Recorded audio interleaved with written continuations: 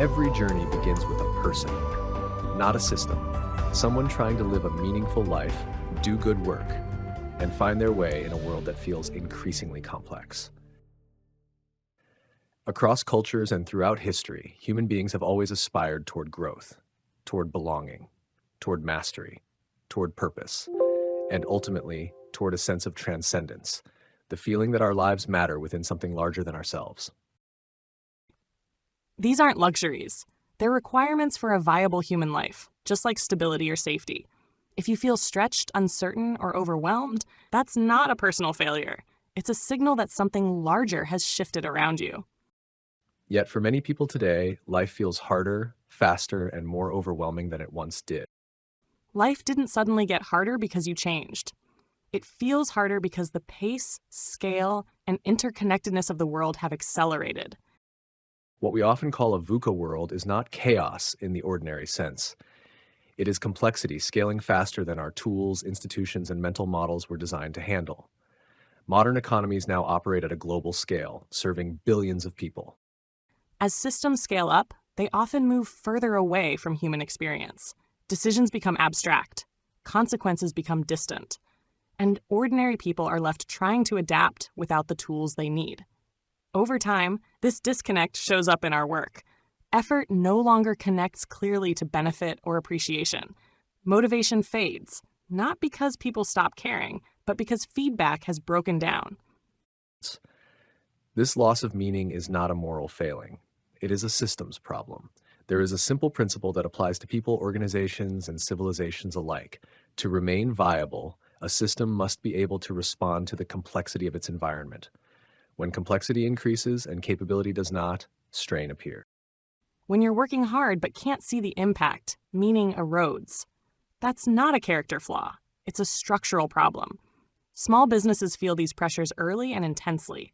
They're close to customers, close to communities, and close to change.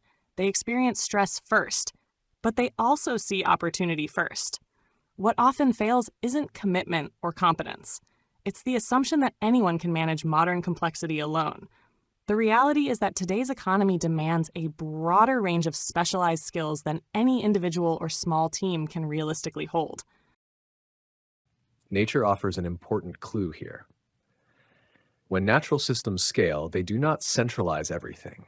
They nest. Cells form tissues, tissues form organs, organs form organisms. Each level retains autonomy, while gaining support from the whole.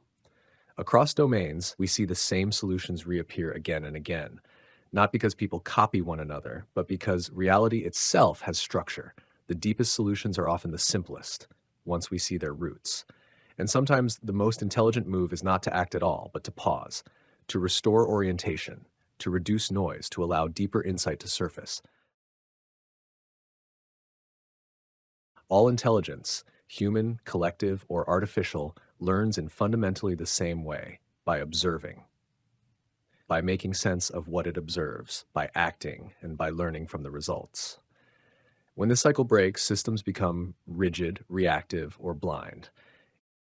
No one can do everything well anymore, and no one should have to. That's why collaboration, trust, and shared infrastructure matter so much, not to take control away, but to give it back where it belongs. Delegating tasks, offloading administrative burdens, and escalating complexity to shared platforms isn't giving up responsibility. It's reclaiming focus. Across the world, many promising movements are emerging independently. What is often missing is coherence, a shared orientation that allows these efforts to reinforce one another. When human intelligence, collective intelligence, and artificial intelligence align around a shared method, complexity becomes navigable rather than overwhelming. Work regains meaning, agency returns, and growth once again feels purposeful. When routine work is supported by shared AI-augmented systems, people are free to concentrate on judgment, creativity, relationships, and care, the things humans do best. This isn't about replacing people with machines. It's about aligning tools with human strengths. When intelligence is shared, thoughtfully and transparently, small players gain the advantages of scale without losing their identity. What we have just explored is not a one-time story. It is a pattern that repeats in individuals, in businesses, in communities, and in civilizations. The pattern remains the same, only the scale changes. What's often missing is a way to bring these pieces together, a shared orientation that turns parallel efforts into mutual reinforcement. When human insight, collective learning, and artificial intelligence begin working in alignment, something shifts. Complexity becomes manageable, decision-making improves, and effort starts to feel worthwhile again. Work can once more be a source of pride, learning, and contribution, not just survival.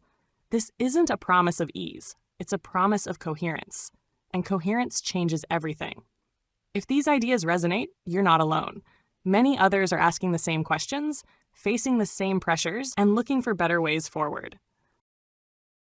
Wayfinders is not the hero of this story. It exists as a guide, helping people and organizations find orientation, coherence, and a viable path forward together. Wayfinders exists for those who want companions on that journey, people willing to learn, adapt, and build something viable together. There's no obligation here, only an invitation. If this journey resonates with you, we invite you to continue it, consciously, collaboratively, and with care.